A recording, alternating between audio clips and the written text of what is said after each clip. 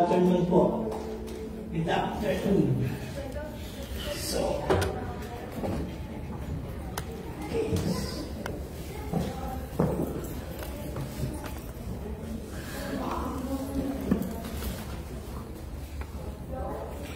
Just stop here. And then we're good.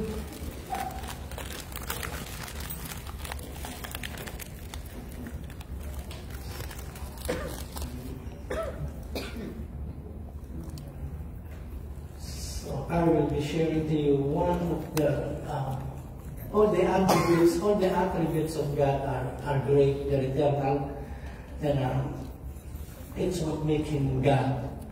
And this one that we're gonna learn this afternoon is about the sovereignty of God, and it's easier to understand when we say that God is in control. So let me greet first our friends online. And I'm so excited because I'm checking on how many views that we are getting every Sunday from the Philippines. For the past 3 years, it was almost the same people that we had subscribing to us, and they're still the same people. Even though they had a big flooding in Manila last week, they're still watching us. So God bless you. We thank you. We're so proud of you. In fact, we're so proud of Carlos Yulo.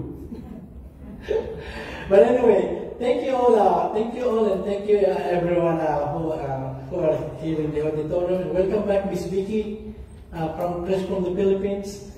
And so we have 2 more coming, probably this week or next week. They'll be here with us. It's Susan, and also Nanay Rose and Sarah. So Nanay Rose is for us. We might see them next week, maybe. Oh yeah, so we will be praying for their safe trip. So, and anyway, this is one of the most intriguing truth about God, the sovereignty of God. In fact, the word sovereign, it's a 2 compound word. S-O-V, so means all, and then reign, that God is ruler, God is in control, God is the one reigning and taking control of everything that He has created. And it's a good thing to know that, because when we go through, as human beings, when we go through, life is life, okay? It's not, they said it's not always bed of roses, and even life is bed of roses. Still, roses have thorns. Sometimes you get pricked, okay, and then it's not comfortable, it's not convenient if you are hurting, if you are in pain. But to know that God is in control, so you have that consolation, you have that what do you call this? You have that assurance deep within you that God is working all things for good, regardless of what is happening in our lives. Okay, and this is it. And I said that it is so hard for the human beings with his limited understanding. He or she cannot fathom why a God who is so powerful, and why God in almost all over this book, the Bible tells us that He is God and there is no other. And if He is God and if He is control, why He allows so much evil in life? Okay, why He allows people to go on and be emboldened by the evil thing that they are doing to other human beings? Okay, so and we don't have all the answers, and yet God, in His sovereignty, in His greatness, He can even use sin to promote goodness. When we see the cross of Jesus Christ, we see the evil of men. Okay, that why He was this? Because the evil of men. And yet God, through the cross, has given us an access to Him, has given us the benefit of forgiveness and salvation, and now we can come to Him. And it's true that evil of men, sin, that God used for us to access Him. Okay? And there's so many, there are more than 50 verses, but I'm not going to share them all to you. I'm just going to just give to you some of the verses that proves that God is in control, that He's the King, still on the throne. God never takes a day off.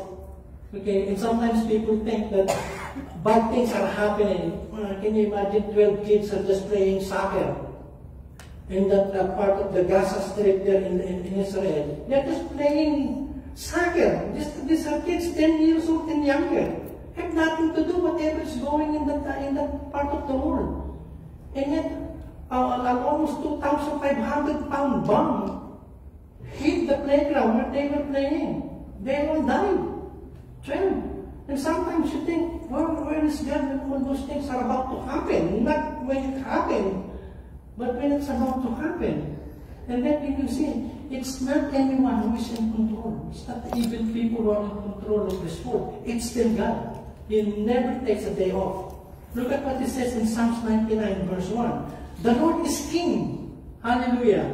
So let the nation shake with fear. Let the nation shake with fear. He sits as King above the chair of angels. So let the whole earth shake. Another verse in 103, verse 19 of Psalms. The Lord has established His throne in heaven, and His kingdom rules what? It rules over all. And then in Colossians 1:16 to 17, talking about Jesus. For in Him all things were created, in heaven and on earth, visible and invisible, whether thrones or dominions or principalities or authorities, all things were created through Him and for Him. Look at verse 17. He is before all things, and in Him all things hold together. So, I was invited one time. I was in my first year here in Jacksonville. I was invited to go deep sea fishing. Okay, people in the company. I think six or eight of us chartered a boat, and we were able to get out there in the Atlantic, about 26 or about 28 miles offshore. So, and I didn't know that part. 26 miles is probably from here to Mayport, okay, or even a little bit farther. And I didn't know, because most of the time when I look into the ocean, I'm just on the shore. I still see buildings, I still see some structure on the sides or farther down. But I didn't know, when you go out about 30 miles offshore, you don't see anymore, especially at the place where we went, you don't see anymore any structure. Wherever you see 360 degrees, it's all water. And you can see how powerful water is. And you can see sometimes it's so beautiful to behold, and then if you're catching big fish, it's so nice. And then that same sea, that same ocean, can also be scary at times when there are storms or hurricane. Okay? And then we see that God holds it all together. Can you imagine if there is nothing controlling the waves? Okay? We can always say tsunami. If there is no border or limit for the ocean to go inland, and yet the Bible tells us in Him all things hold together. Even every area of our lives, God holds it all together. Let us get some more. Our God is in heaven, so that means He's above all. Okay? And He does whatever He wants. Nobody needs to dictate to Him. Nobody controls Him. Nobody will thwart or change any plans that He had already planned.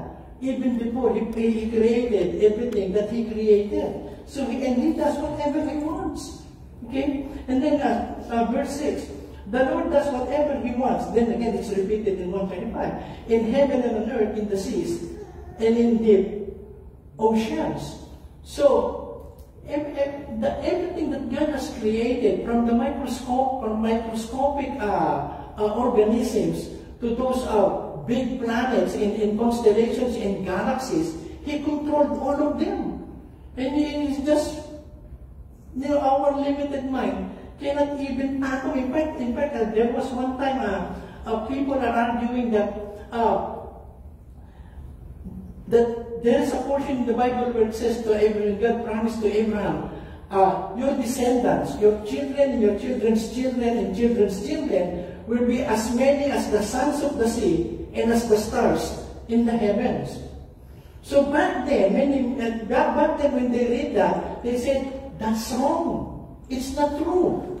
There are more grain of sands in the ocean than there are stars in the heavens. Because back then, we don't have access to the outer space. See, when you look at the sky, you can almost count how many stars are there. But then when one developed that Hubble telescope, and they were able to get out of our solar system, they were able to see Earth. Okay? They were able to see galaxies. They were able to see what's out there. And then they said, there are trillions and trillions of galaxies. In one galaxy, there are trillions of stars. That's one galaxy. And there are trillions of galaxies out there made up of trillions of stars. I don't even know how many trillions is. I believe it's 12 zeros. Okay, million is 6, billion is 9, and 1 trillion is 12. So, and when God said, your descendants will be like the number of the grains of the sun in the sea, and like the stars. So God is what? God is telling us it's the same number. So, and can you imagine that vastness of the space that He has created and that He is controlling? We cannot even control our king. And look at Daniel, even the history of man. Man is not the one writing history. It is God. Everything that has happened and that will happen are predetermined by God. Look at what it says in Daniel. Daniel is a historical book and at the same time prophetical. Most of what you will read in the book of Revelation is found in here, in Daniel. Okay, even the Antichrist and all of those things that's still about to happen is written there. And look at in 35:36. I got this from the Message translation. At the end of the 7 years, Nebuchadnezzar at that time, he was the most powerful human being on the face of the earth. He is so powerful. Okay, and he's got all that Babylonian empire at that time. And look at what he said. And God, by the way, if you read that whole chapter 4, God cursed him. God turned him into an ox, to a four-legged animal. He grew hair and he was eating grass. Okay, because he blasphemed God. He's thinking that because he's a powerful king, he is greater than God. So God proved to him that you are not. And I can just kill you anytime I want to. And God so cursed him and turned him into an animal. Okay, and this is now what he said when God restored him back to being human. And at the end of the 7 years, Nebuchadnezzar looked to heaven. So he began to look and acknowledge God. I was given my mind back to minuna siya. So I was given my mind back and I blessed the high God, thanking and glorifying God who lives forever. His sovereign rule, see, now he acknowledges His sovereign rule, absolute rule, last and last. His kingdom never declines and falls. Life on this earth doesn't add up to much, but God's heavenly army keeps everything going. No one can interrupt His work. No one can interrupt His work. No one can call His rule into question. So this is Nebuchadnezzar. He's not even a believer. He's a pagan king. In fact, he just built a statue of himself and commanded all people under his authority and under the jurisdiction of his kingdom to bow down to that idol. And this is him. And then when God turned him into an animal, then he found out that there is only one ruler. And that is the God of the Hebrews, the God of Israel. You remember this guy? You remember this guy? Saddam? That's Saddam Hussein. That's how he looked like when he was found by the American soldiers in December 14, 2003. You remember they invaded Iraq? Okay, in Iraq, they found him in a home. And look how ugly and how dirty. He was crawling in a man's home when they found him. But this is how he looks like. This is how he looks like just few days or few weeks after this or before this. And I showed it to you because it's interesting that Nebuchadnezzar is from Mesopotamia, is from Babylonia, the same country that he rules. Okay? And when he was there on power in Iraq, they think they are untouchable. Okay? They think that nobody can harm them, nobody can stop what they're doing. And yet God is sovereign. Look, compare there and to them. So God is still the one who is in control of even man's history, man's destiny in this life. And God is not finished done yet with Babylon, or this place that we call back then Mesopotamia. Now it's Iraq. Okay, and they're still fighting God's people even at this time. But then look at Daniel again in chapter 4, verse 32. Then you will learn that God Most High rules over human kingdoms and gives them to whoever He wants. So, regardless if it is an Adolf Hitler, Saddam Hussein, Mao Zedong, Kim Jong-un, or Xi, or Xi of Red China, or whoever gonna win in the election in just few months here in the United States, they are not the one in control of God's plan on this world. God still is. God still is. And yeah, that's a good place to say amen. And then look at what it says in Matthew. This is very good. This is Jesus Christ talking. When birds are sold, I took this from the easy to read version of the Bible. When birds are sold, 2 small birds cost only a penny. Very cheap. Very cheap. But not even one of those little birds can die without your father knowing it. So He knows everything in His life, and He knows everything that is going on. You know, when you came in from the parking lot and you came in here, you never know that there are some ants walking in. Okay, and you probably step on some of them. You should say sorry. No, just kidding. Okay, but you can see that even that ant that you step on, maybe it's me who hit it with my cane. Okay, God knows that there is 1 ant, 2 ants, or 3 ants on our way inside the building that we step on, and now they are dead, they are not killed. Patay na.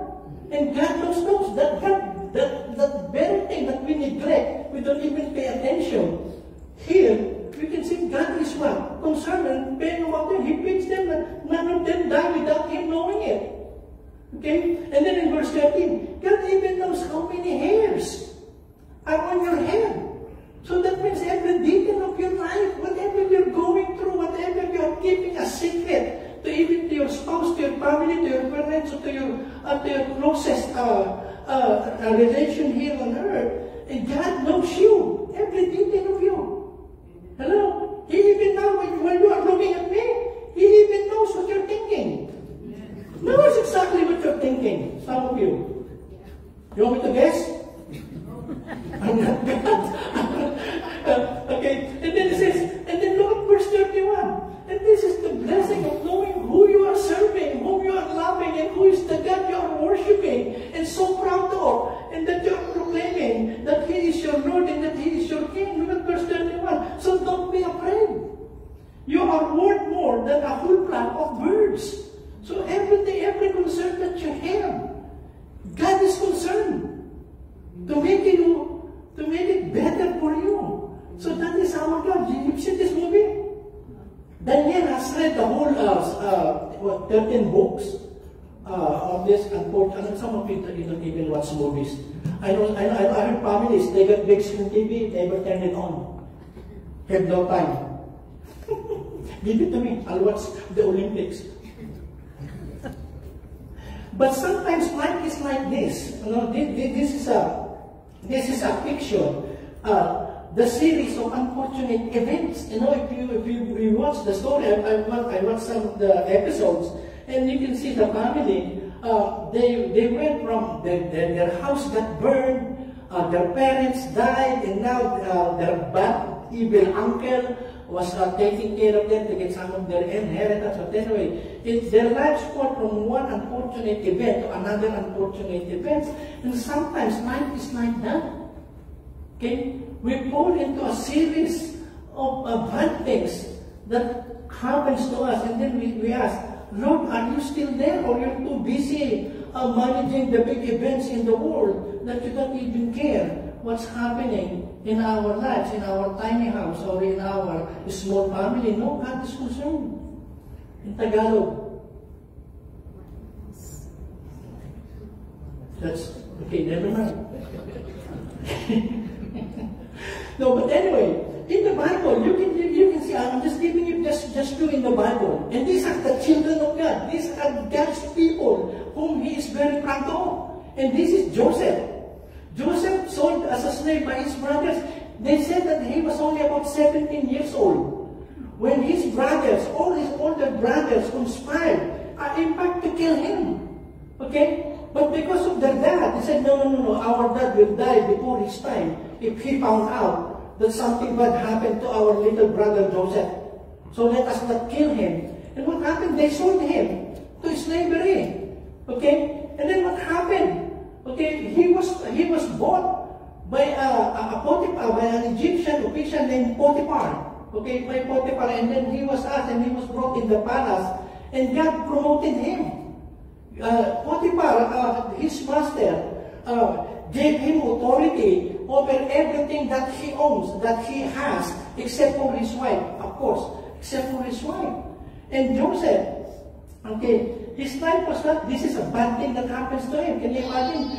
You're just a teenager, and you're going to be sent to a place that you do not know the language, you don't know the culture, and you don't know anybody there. Okay? And he was probably, can you imagine all of those things that was going on in his mind, and yet it happened, and God allowed. And while in the palace, he's good looking like me. I don't think all of you heard it. I said, what did I say? That's it.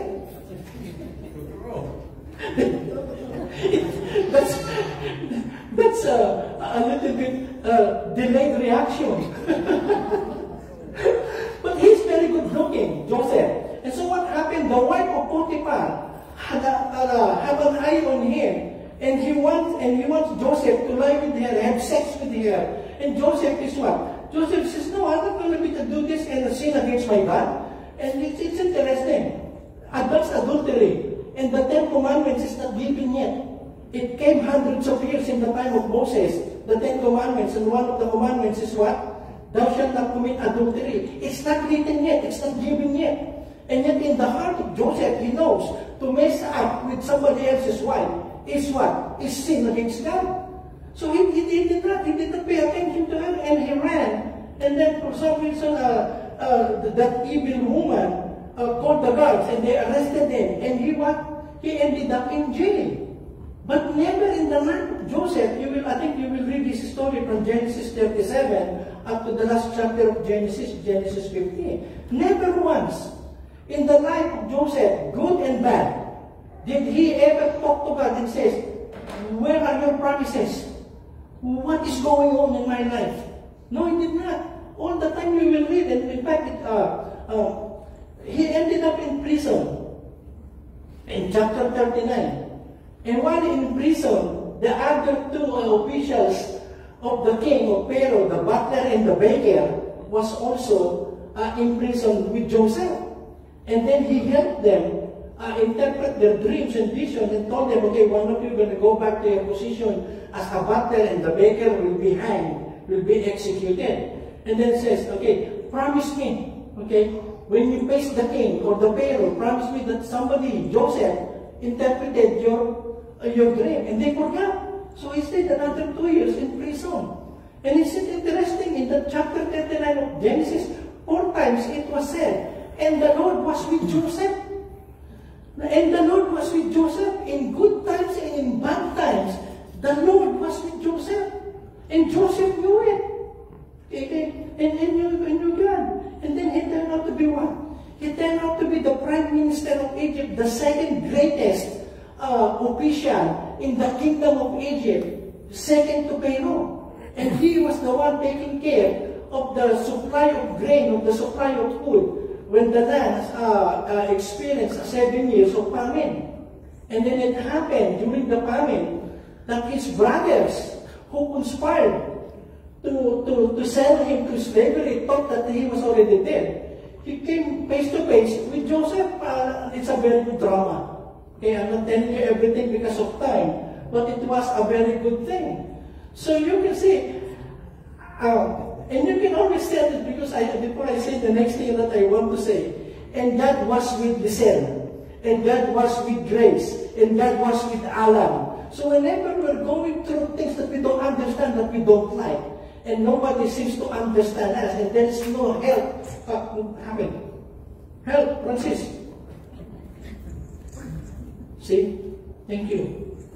Thank you po. Let me have that. It's jumping. This guy also getting excited. Thank you po, Mr. Hello. Even these gadgets are getting excited. But anyway, and it was Joseph facing his brothers, and he was very composed. There is no vengeance in his heart. You know, when he saw his brothers, right there, he could have executed them because he knows them. He knows them by name because they are his brothers. And look at what he said. Look at what he said in Genesis. I will read to a different translation. This is Joseph talking to his brothers. But as for you, all of you, he was talking to them, but as for you, you meant evil against me. That was bad. The thing that you did to me was very evil and was very bad. You meant evil against me, but that evil, God turned into good. Look at what he said. In order to bring it about as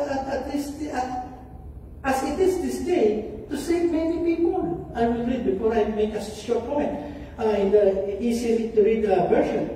It is true that you plan to do something bad to me. But really, God was planning good things. God's plan was to use me to save the lives of many people, and that is what happened. You see, you meant it for evil. God meant it for good. And sometimes in life, sometimes it is within our family, with our own flesh and blood. Sometimes they don't treat us right. Okay? And no wonder, probably this was in Jesus' mind when he says, when somebody hits you on one cheek, turn the other one. Okay? When somebody has done you wrong, don't pay evil for evil. Leave room for vengeance. Vengeance is mine. God will take care of it. So we don't need to fight. We don't need to curse back. We don't need to go on like bitter and angry and hopeless because we have a God who will take care of us. The same God. He says we meant it for evil. God meant it for good. Okay? So, and this is just the four phrases, if you are taking notes. So when he was sold into slavery, the next verse says, and God was with Joseph. Okay? And then when he was successful in the palace, it says, and God was with Joseph. When he was thrown into prison for being accused of something that he did not do, and that's rape, then the Lord was with Joseph. And then, when he found favor again to be restored in prison, and the Lord was with Joseph. I was very young when I've seen this movie. Some of you may have, some of you don't even know Clint Eastwood. His name in this movie is Blondie. Okay, and this is the second movie I've seen in color, big screen, when I was 8 years old. That's how old the movie is. Clint Eastwood is now 93 or 95 years old. You see, you can hardly recognize him. But anyway, life is like that. Life sometimes God allows the good, the bad, and the ugly. And all of those three things in life, God can turn around. God can turn around. You want to watch this? Come to my house, I'll give you the Blu-ray. And that is really like, I'm just telling you this and just maybe a little bit humorous to you and funny. But don't go into life bitter, negative, and hopeless, and always blaming other people for your misfortunes, because God allows them for you to know who He is. I know God can know, we can know God through blessing, but you know what? We cannot progress in faith. Our faith can be strengthened a little bit when it is all blessing. Our faith gets stronger when we're going through hard times. Remember that. It's all hard times. So that's why God allows us in so many dead ends and curves and our backs against the wall. He allowed that so that we will know that He is still in control of our lives. Okay? And then look at in Romans. I think Paul was thinking of Genesis 50:20 when he wrote this 28, one of the famous verses and yet the most misunderstood verse in the letters of Paul. And we know, look at this, and we know that all things, not just some of the things, And we know that all things work together for good for those who love God. So it only works good for those who love God. If people doesn't love God, and I will share you this. This is my personal thing. I pray for all people. And I'm getting a lot of requests to pray for people that I haven't met, I don't even know. But when they give me the request, Pastor, please pray. She was diagnosed with cancer. Please pray that the dad who is the only breadwinner in the family has lost his job. Please pray. And I pray. Okay? But there are times that my prayer is like this. I don't pray for God to bless people who doesn't like Him. I will say it again. I do not pray God to bless people who doesn't like Him. And I know and I met people who doesn't like God. They can go to a party, they can go anywhere in the world, but when you invite them to church, they have nothing to do with church. And not only that, they speak bad things about church. I still pray for that person. I pray for God's mercy and salvation to come upon that person, but I'm not asking God to bless that person. How can God bless someone who doesn't like Him? Hello? I'm talking for myself though. I'm talking, maybe it is different for you. But then I said, no, their head is going to get big. See, I am being blessed without coming to church or have nothing to do with that. I am more blessed with some of you who comes into your group. So they are only, their head is going to pop up because they're getting things. So that's why I don't pray. So he says, and we know, we are not just guessing. And Paul says we know. Why plural? We. So he's including all the people of God in the Old Testament and in the New Testament who knows God. And He knows that we know. We are not guessing and hoping that it will work together for good. We know. By experience, by His promises, we know that all things. It may be bad now where you are. Okay? But if you are trusting in a God who is in control of your life, of your destiny, then you can be thankful. And then He says, to those who are called according to His purpose. To those who are according to His purpose. And then let me go faster now. God is in control. You have been here, Paula, right? It doesn't look like this now. In fact, there is, this is in Egypt. This is a picture of the Nile River. It doesn't look like that now. There's a lot of buildings on the other ends of this Nile in this modern Egypt. But if you're going to go to your book, the book of Exodus, okay, the Pharaoh, the most powerful human being on earth at that time, he planned an evil plan to kill all the male child of the Hebrews, the Hebrew children. Okay? He wants to kill and drown them, lulunurin niya dito sa ilog nito ng Nilo. Ano yung Tagalog ng Nile, Nilo. Okay? So the Pharaoh decided that he will kill all the children, all the male children of the Hebrew, of the Hebrews here in the Nile, and he can do that. He's the most powerful. But you know God, in His humor, in His sovereignty, look at what He did. He saved one human being in the same river, and they called him Moses. And the name of Moses means taken out of the water. Remember, he was found by the daughter of Pharaoh. And Moses became one of the greatest officials in the Egyptian kingdom at that time. And Moses became the redeemer of Israel. There will be no Israel without that little boy whom God saved from the Nile River. The very evil that the Pharaoh planned to kill all the boys. And yet God used the Nile River to save one cute boy. The Bible tells us, and she found him very cute, like Kuya Eddie. So he saved him. And this is our God. Can you imagine? Okay, that is the plan of these evil people. But they are not the one in control of our lives. The one who is in control of our lives and the one who is working out good things for us is the God of Moses, the God of Abraham, the God of Samuel, the God of David, and you name it. And then this is in Exodus. I'm halfway. Can you believe that? So fast. And this is Pharaoh talking. But Pharaoh said, because Moses now at the time came to him and says, let let my people go. Let all the Israel be set free from slavery. And look at the response of Pharaoh, because he thinks he is the man. But Pharaoh said, who is the Lord? Okay? Why should I obey him?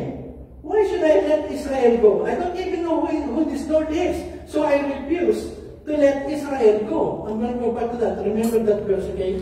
And he was very arrogant when he's telling Moses that. Now, knowing that God is in control of everything in our lives, you know, and the world and man's affairs in this world, what should my response to be to the fact that Almighty God is in charge? What is my response? What is your response? I'll give you four. I will give him reverence and respect.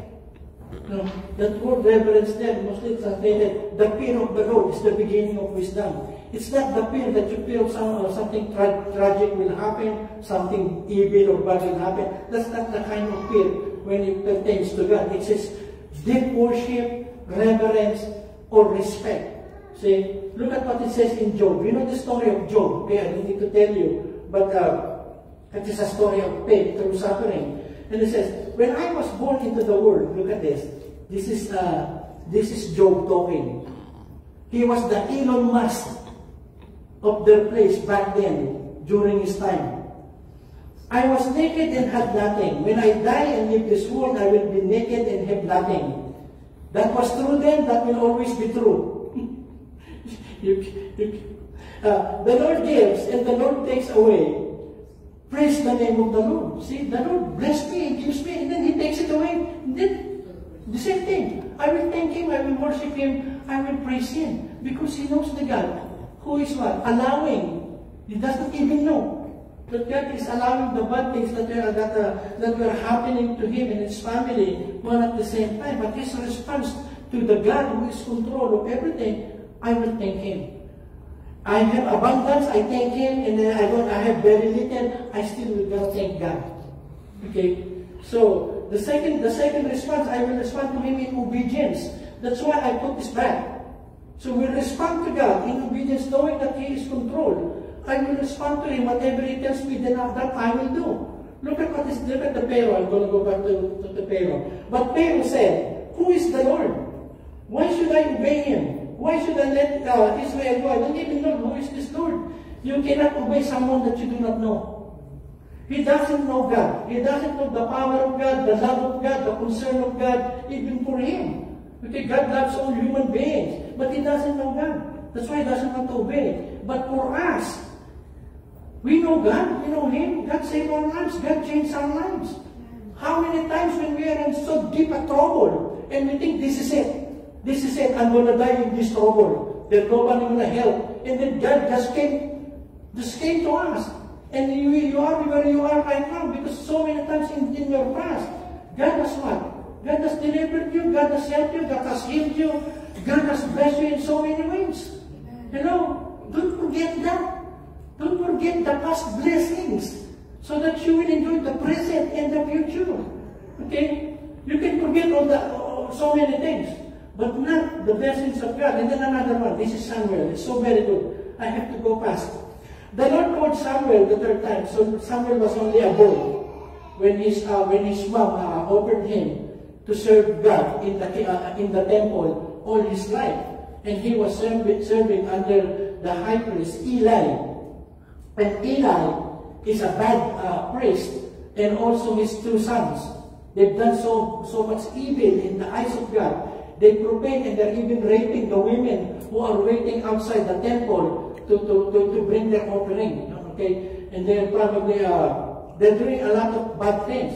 And Eli knew what his two kids are doing, the bad things that they're doing, but he is tolerating them. He's ignoring them. So God pronounced judgment upon Eli and his family and he told the judgment to Samuel.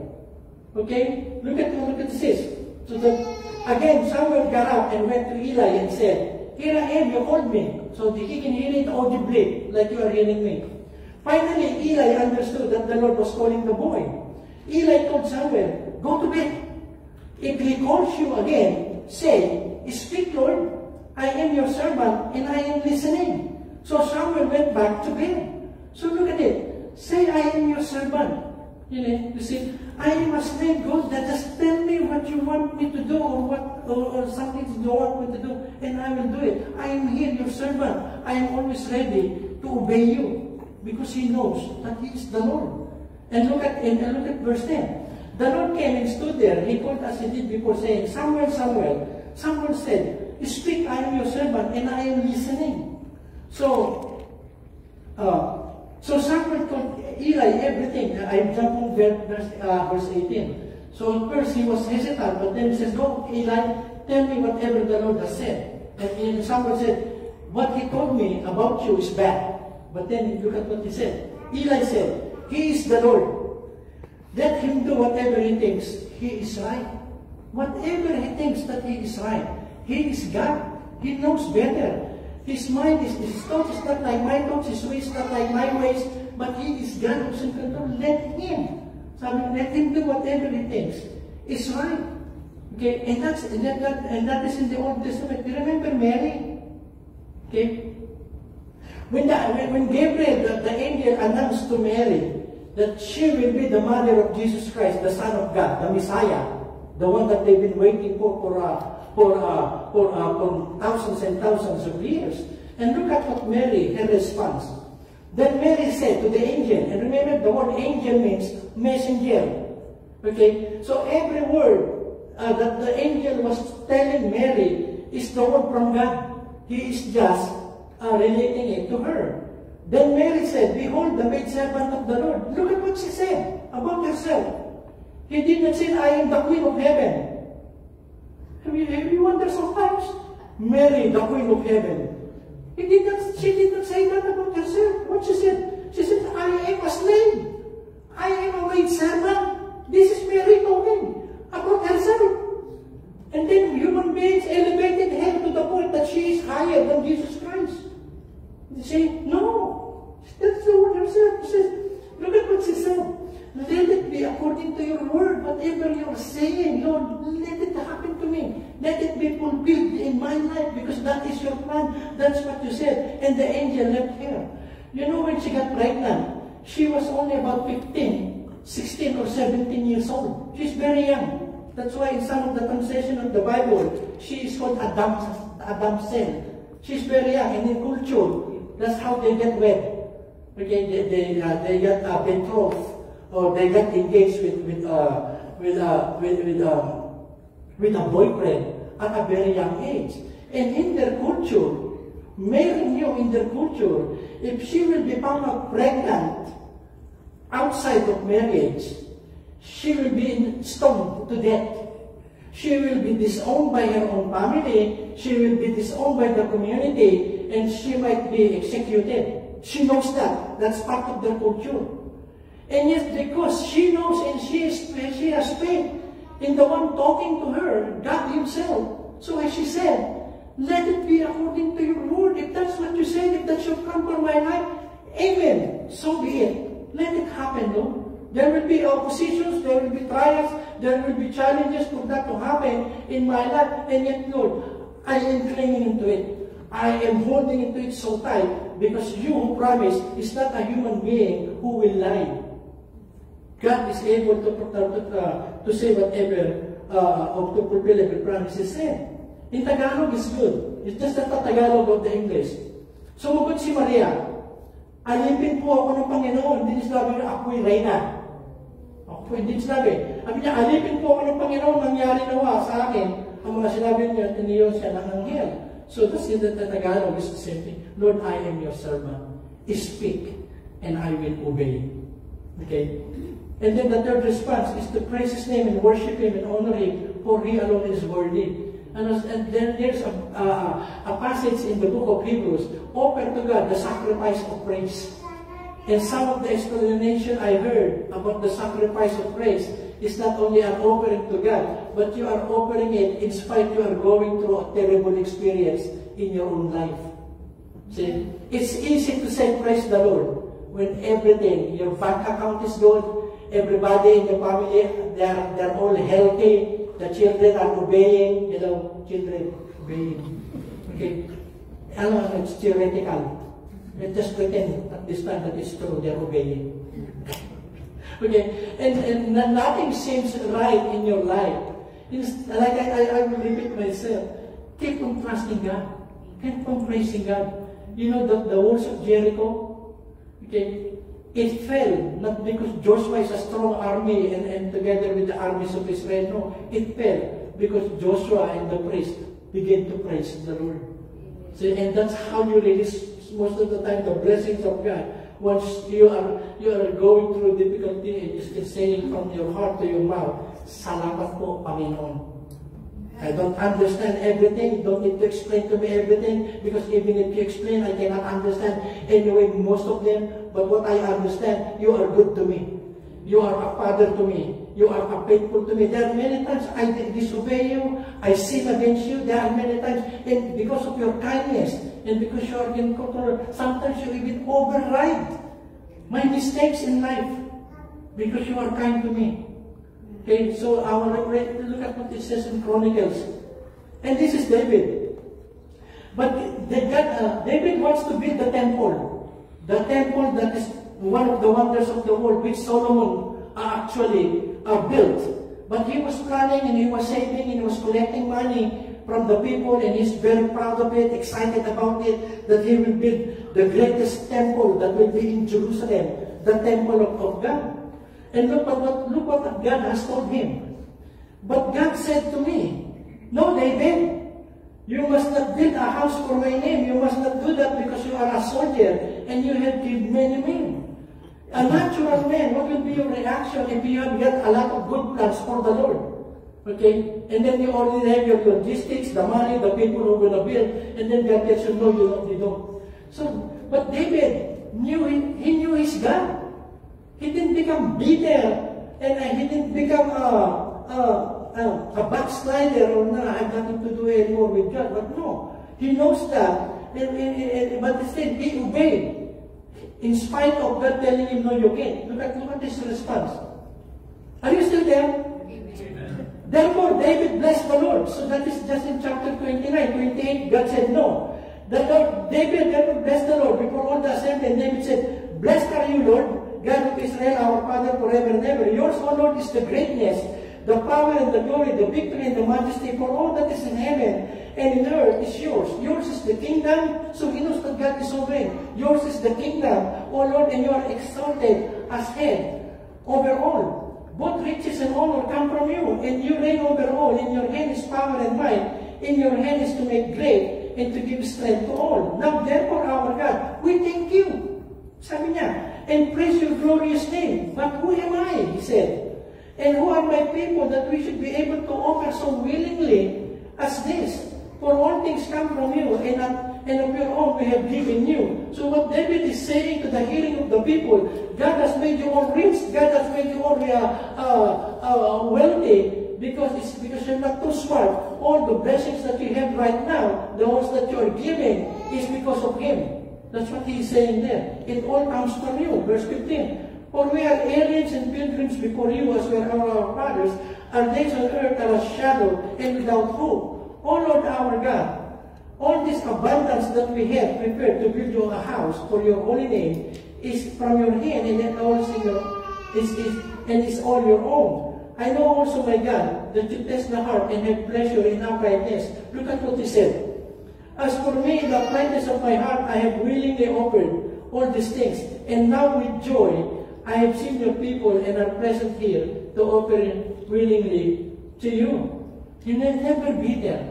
Always thankful and grateful that still you will have a part in God's plan for the people of God, Israel, and for the building of the temple. I will respond to Him in faith, and this is it. It comes to this. Knowing that who He is, that He is in control of your life, your children's life, your family's life, your past, your present, and your future is the one in control. Then, respond to Him in faith. What do you say? Are you still there? What do you say? Okay? As far as God is concerned, there is no accident. No accident. Whatever is happening and whatever God is allowing in your life, He has a good purpose in it. Hang on to it in faith. Okay? In Habakkuk, this is the first time that you find this phrase. "But the just shall live by faith. It was repeated 3 more times in the New Testament. And if you read the 4 chapters of Habakkuk, it's like the days that we are living in. A lot of chaos, a lot of trouble, a lot of wars going on, a lot of unfairness in the justice system, and all of those bad things. And it also happens in church. But look at what he said. Okay, I will read past, okay? Figs might not grow on the fig trees, and grapes might not grow on the vines, olive might not grow on the olive trees, and food might not grow in the fields. There might not be any sheep in the pens or cattle in the barns. But look, it says, but I will still be glad in the Lord and rejoice in the God my Savior. What he is saying in verse 17, you can take everything. Everything. The food, the supply, the resources, and you can take it for a long time. But God, I will not be bitter. He said, I will still be glad in the Lord. Okay, in the Lord, and rejoice in God my Savior. You know why? The Lord God gives me strength in my weakness. God gives me strength. He helps me run fast like a deer. Okay, I explained that to you one time. He leads me safely on the mountains. And then the last, to the music director on my string instruments. The last chapter of Habakkuk, or that chapter there when he said that, has turned into praise and worship. You can take everything, Lord, but I will still rejoice in you. Can we say that sometimes?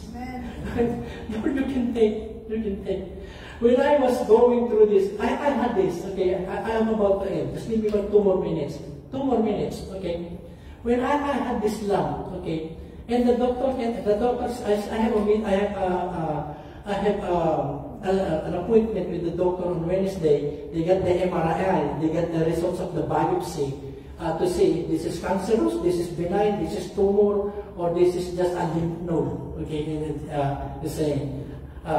But when I was going through that MRI machine, have you been through that MRI machine? You know, it just got a round thing and it's got a bed, a skinny bed that goes inside of it. And once your head is inside that round thing, it's too loud. Okay, it's a magnetic machine that can see through all of those layers in your body. But once I was going through that, I asked the lady, I asked the technician, how long will you do this to me? She said, about 30 minutes. And it's loud. She put earplug because it's really loud. You know, when I was going through that, I was talking to the Lord and I was telling the Lord, Lord, my body is the temple of the Holy Spirit. Every cell in my body is created by your loving hands. Lord God, whatever they will say, I will not say anything about it. You have the last say. It's not the doctor, it's not this machine. You have the last say. Whatever is in here, it is God's hand that is what? In control of it. Hello? And then when they did the biopsy, it's painful. You know, when they put that syringe to get. They were able to take 8.5 ml of liquid. That's why now it's smaller. I look prettier now. So hard to please you guys. You see, and then all I was saying, Lord, whatever this growth is, your body. The Bible tells us that every part of my body is created by your powerful hand. If you can raise the dead in these 4 days, they're stinking and decaying. You can touch me and help me if you want to. And I told God, I still want to serve God. Yes, I still want to serve God with you guys. Even though Malakay told me, Pastor, when you die, can I be the pastor? And he's only 7 years old. It's too early to go, guys. I don't want to die yet. But then again, it's in the hands of God. Amen? So let's go back to the board. I will give him respect. I will worship him. I will respect him. I will obey God. I will respond to him in praise, whatever is going on in my life, in my family's life, and still I will worship him. I will respond to him in faith. And now I'm asking you to shout. Hallelujah. We bless you, God. We honor you. You reign, not only in the world that you created, seen and unseen, but you are reigning, God, in our lives, in our family's lives, and everything about us is in your hand. And for that we are glad, we are thankful, and we honor you. We love you. In Jesus' name, we can say amen and amen.